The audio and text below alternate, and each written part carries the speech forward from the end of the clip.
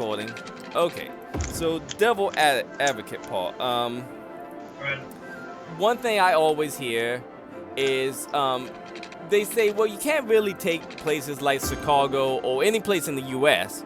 into account that currently have like really strict gun laws because the guns are already out there. They've been out there, So at that point, it's all kind of a moot point. The thing they bring up is places where they completely ban guns, like Japan or Yeah. China. And for those, I don't know how.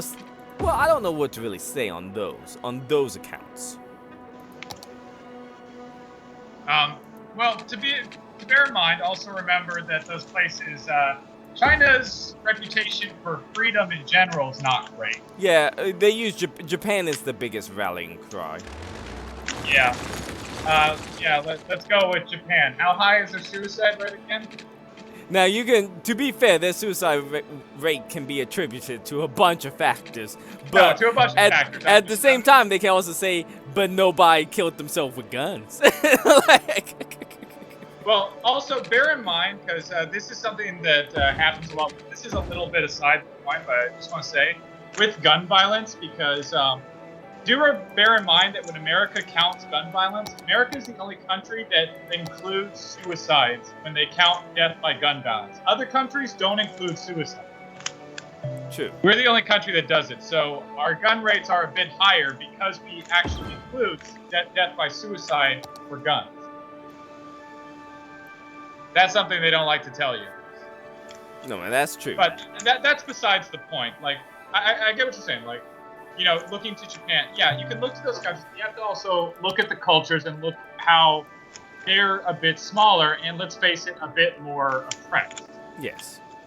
I mean, they're not as free as America, but there are other countries. I think, I don't think it's Madagascar, but there is a country that's, okay, I forget what the country is, but they have also very strict gun laws where they basically took away guns from everybody. And guess what happened? The criminals still got guns, so now nobody can defend themselves, and the criminals pretty much run everything. They had to bring in not the National Guard, but they had to bring the army to try to fix things, and the army was outgunned. That's not good. That's an irony almost. Yeah. So that's the thing, is bad guys find ways to get guns. And personally, whenever the mass shooting come up, the biggest thing I say, and this is the argument the debate I want people have, the mental health. Because most of the mass shootings that we see that make public news or national news is usually carried out by a very disturbed individual. That's true. Mm-hmm. Now, I don't know about the Uval because I haven't seen what the hell this person's reason was. All I know was they shot their grandmother prior to the elementary school. I still don't know what the hell their reasoning is. I didn't look greatly into it. Like, I'm a little sick of listening and like researching why kids die. Just like No, I know it's a very depressing topic. Yeah. I know the Buffalo shooting, that was straight up racism. That there's no ifs and ands about it. The guy was on a disco channel, talking about. No, it was straight up racism, no doubt. Yeah, no, he had a manifesto. Plus, he was on a disco channel, talking about that was dedicated to the conspiracy that minorities are taking over the country, and the white people need to rise up and seize the country back. Yeah. So that guy was straight up a racist. No, straight up racist. Of course, video game got blamed for it because the guy decided to Twitch stream it.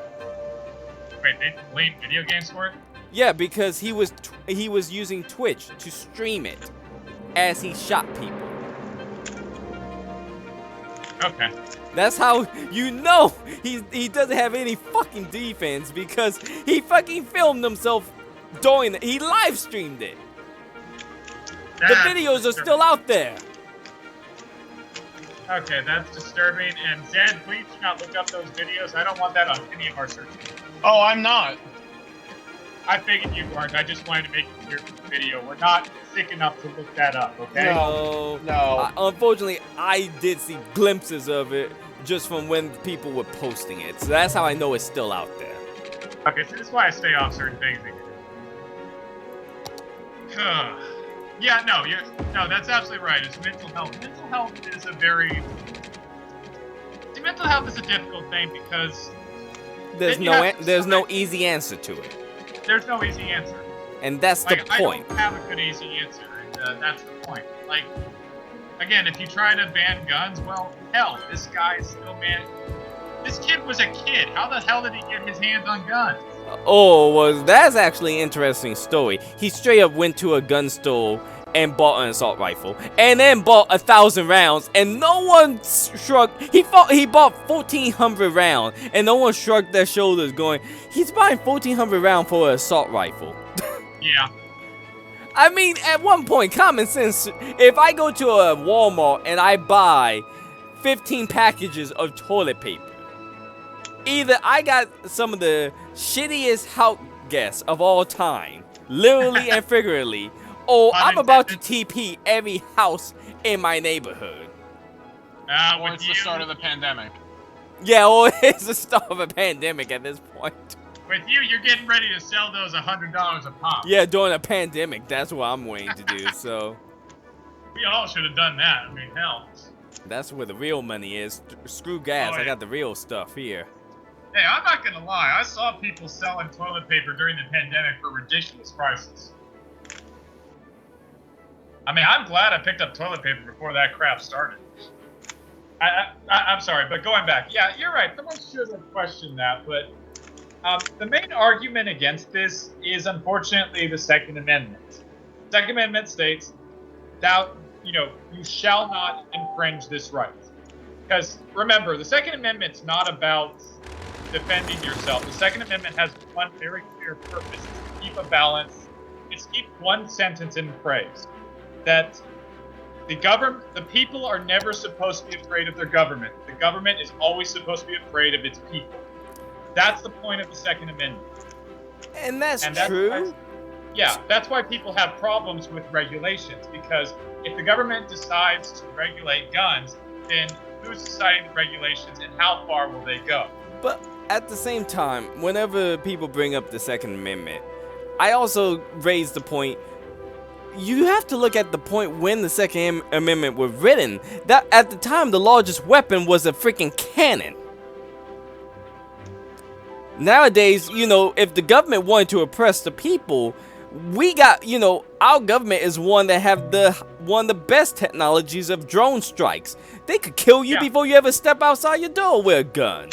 Well, yeah, you see, that's also the argument. Should people be allowed to buy, armored drones with gun strike capabilities? Technically, there's nothing directly that says you can't, but, it's a dangerous precedent. But that's the point. The point of the Second Amendment was to make sure that the people could always defend themselves, because here's what you have to remember, and this is why I bring up socialist and communist countries, is one of the first things, and you can look this up, this is historically true. When a regime is about to take over its people, the first thing they would do is enforce gun control laws. They take away guns from the people to where only the military has guns. Yeah. This has happened in every communist regime and happened in very socialist regimes. This is what they do. And that's historically accurate. That's not something anybody can argue with you now. You can look that up. Well, and that's fine, but again, that's the point of the Second Amendment. But I do get that, it's bad when this kid who's clearly deranged is buying all of this where nobody just kind of questioned, maybe we should worry about it. Ooh, that's getting loud. Sorry. But one thing I do have to bring up is just the fact, while I do agree with gun regulation, I often fall back to the time of the Old West, when people think, gun control was at the lowest. When really, in actuality, I would argue gun control were actually at the high, because back in the Old West, you couldn't own a gun, you couldn't carry a gun within city limits for many Western towns. Yeah. Yeah, I mean, nowadays, you can have a gun, you can have a concealed carry, and you can carry a gun whenever you want, and that, also double for just carrying assault rifles and heavier guns. So, you know, in some ways it's like, oh, we're being oppressed, and then in other ways I'm like, if you can get an assault rifle and you can carry that without a cop doing anything to you, I have to raise an eye when I say no one's breaking down your door to steal a fucking gun from you. Well, yeah, not yet, but Well, not ever. I don't think the government ever's gonna get away with being able to go door to door collecting guns. Well, you see, actually, in a way, they have.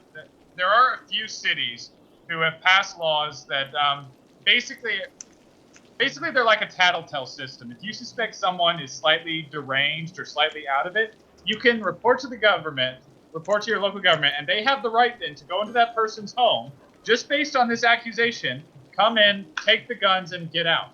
And you have to go through a long list to prove that this guy was just being an asshole. And people are saying that is a dangerous bit of power. That's super. Well, that's super. Also, I think that's stepping over several constitutional rights. That's not just the Second Amendment. There's several other constitutional things that people should be afraid of that's being stepped on because that's what is it? The Fifth Amendment. The right to keep the police out of your house. Illegal search and seizure of your house. Yes. I'm not sure it's the Fifth Amendment, but that is an amendment. But yeah, no, that's why this bill is being fought. But this is what's coming out. See, that's actually what they're talking about right now is proposing something like this nationwide, and they're fighting it like hell because it's a bad thing when anyone can just accuse you, and then you would basically have someone break into your house and take your property. And you see, here's the big thing, though. A lot of people who have the concealed carry, like remember, about 90% of gun owners don't cause any trouble. No, and that's true. See, that's the thing. Most people who have a concealed carry license, they're law-abiding citizens because they went through the proper channels to actually to get a license and carry a gun. Exactly. The people who use guns for these things generally did not get it lawfully. It's not the no, not all of them, not because the elementary school was straight out of a regular gun shop. So absolutely. But some of the criminals who do it, they got their guns illegally. Like remember, more mass shootings happen. Now with the criminals, I see now with the criminal mass shooting, I'm always on the fence on what's going into the statistics for that because half of the time they put the gang on gang shooting in the same category, and at that point I don't see it so much as a mass shooting as much as a gang warfare type violence situation. Well, remember that's the problem. Gang warfare, like people still die. No, people still die, but. And it's not always gang members because that's what one of the problems with Chicago is. Like a mother was complaining, she was literally bathing her child, the child got shot, and her child got shot. Yes, because of the drive-by, and this happens in Chicago a lot. We never hear about it, but it happens. Oh yeah, well they never record on whenever it's random people getting shot in poor neighborhood. Yeah, and that's the thing because that's why I bring up Chicago is because it's become so normalized they don't even report it anymore. Yeah, no, that they did. That was back when we were growing up. Was they said you could go into Chicago, fire a gun in one of those neighborhoods, and the police response time would be never. Yeah, because no one called it. If anything, it's gotten worse. Yes. And that's still true today. In Portland, that's true. In New York, that's true. I mean, it's really bad. And unfortunately, the big contrast with all those is this, both of those are very strict gun laws. So, like, clearly, having strict gun laws doesn't help. So my point is that, I don't want to say either one's right, but I'm saying clearly neither one of these policies is working. We need to try something else. Now, to be fair, I don't know exactly what it is. I don't. I will admit that. I don't know what else to try. All I'm saying is clearly what we've been trying is not working. And, like Einstein said, if you keep trying the same thing over and over again and expect different results, you're insane. The argument that I hate is the other extreme when they say the only way to stop a bad guy with a gun is a good guy with a gun. That's not fucking. That's not how that's rarely ever fucking true. A lot of the mass shooting, with just random people going psycho on other civilian, that usually don't end with a good cop shooting them. That usually end with the guy taking their own life. Yeah, it does.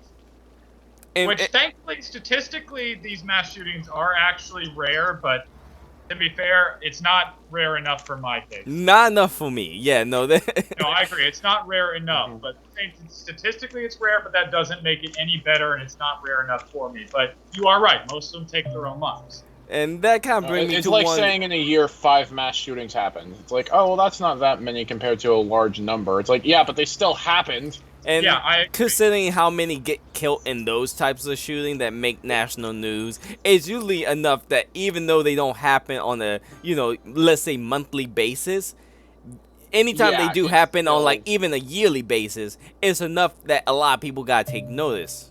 Yeah. exactly, and they should take notice. I mean, these things do need to be dealt with. Just the question is how exactly. Now, I've always argued that it's always been the mental health. But then again, when we get to some of these racism, like the Buffalo one, that one's a little bit harder because that's straight up domestic terrorism. Yeah, no, it is, and the problem is that they don't come off as mental. They can be completely sane. They're assholes, but they can be completely sane. They can be within their right by saying assholey thing to the point. Now, with this guy, because I believe the FBI or one of the government groups were claiming they've been watching him. FBI. And if they've been watching him, they are the biggest. And argument you may say, yeah, because I've been saying that for years. They are the biggest fuck up if they want to claim they've been watching him. Because the way I know he was on Discord, the news decided to blame 4chan for him. Because they said 4chan essentially bred him. Not bred him. What do you call it? When you indoctrinate someone. Oh, jeez, I can't think the word right now. But essentially, that they set him up for that they was the one who put him on that extra. Yeah, essentially they brainwashed him. But and then a bunch of people on 4chan were like, no, we didn't. And then they quickly went on to Discord and just pulled the guy's entire record for a month on Discord. And everything he said on Discord for the last 2 months has been one escalation after another after another. And it's like, okay, 2 months away, you can argue, okay, he's given some tendencies, but not enough to act upon.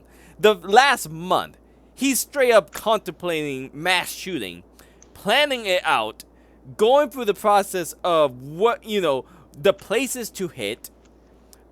He's scouting locations.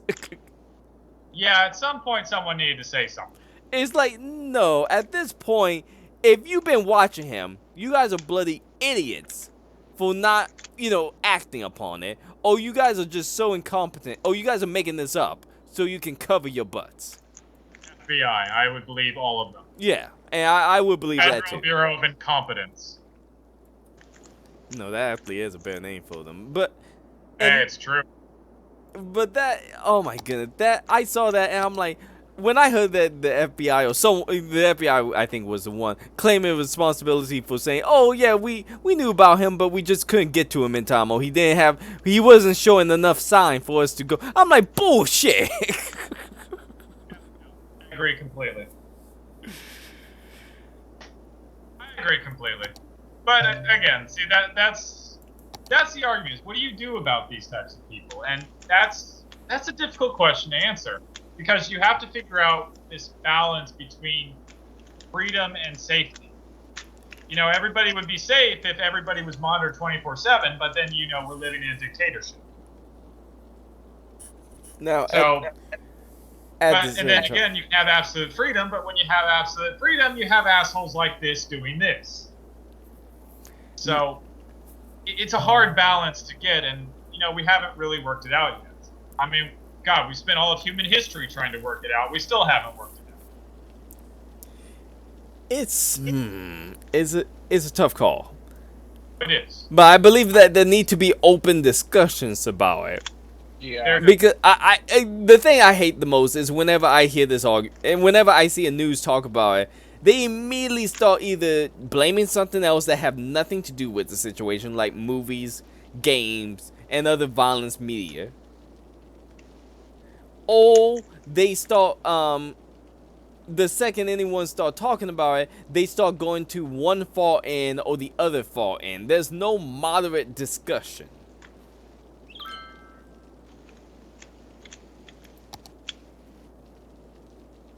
Because honestly, I think this should be just an open dialogue for, maybe we do need to look at the Second Amendment. Maybe it does need to be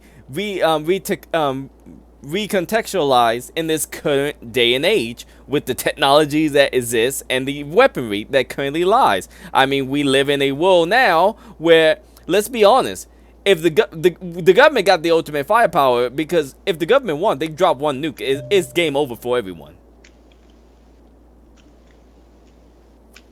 No, that's true. And no one's gonna get a nuke in their backyard.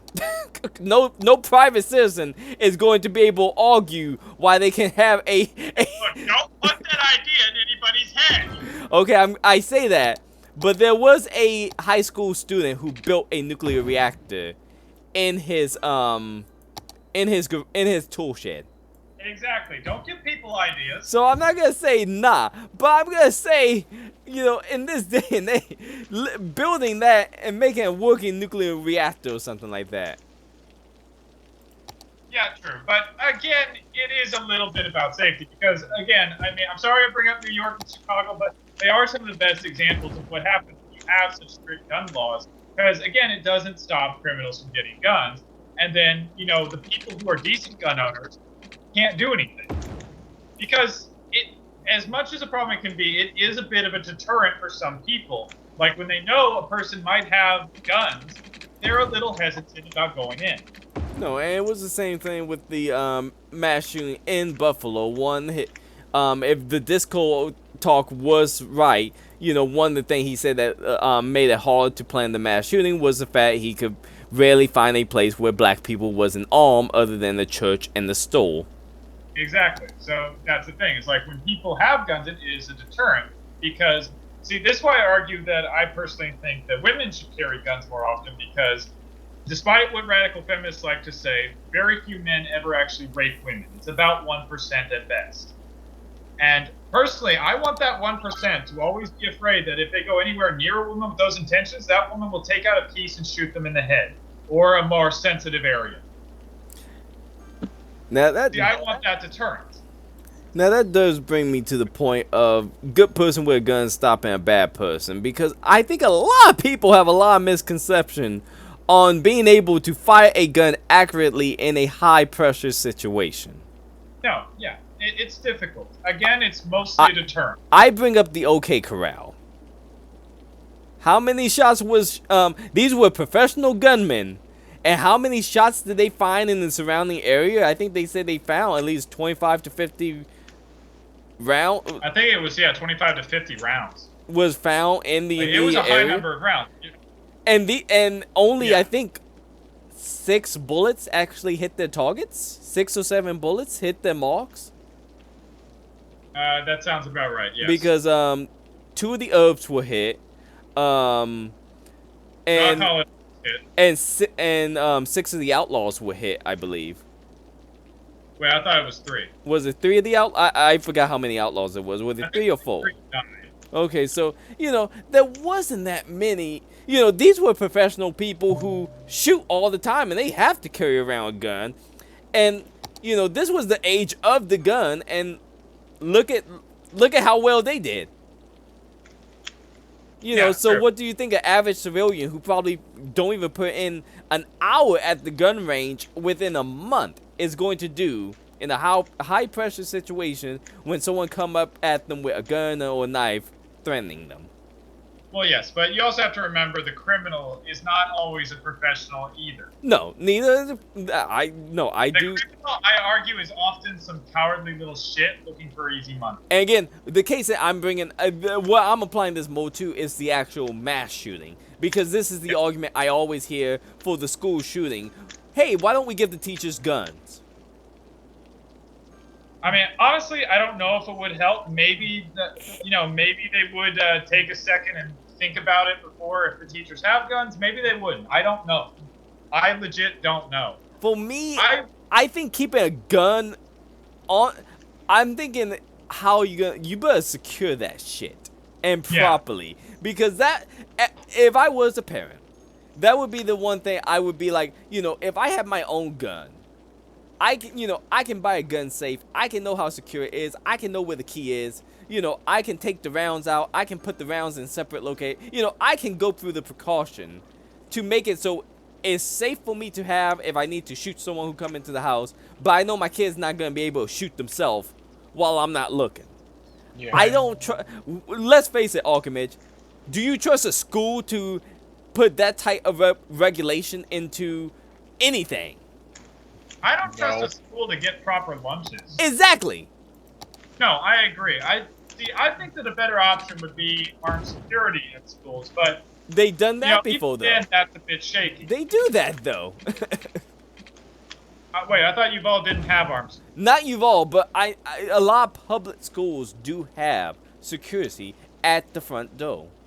Yes. They do. And in both the middle and the high school I went to, there were security. Most public school will have a security Now, whether or guard. not they always stood at the door, I don't know, but I know they were there. If they were officers that armed, if there's just security, I don't believe they're armed with anything stronger than bear mace or a taser.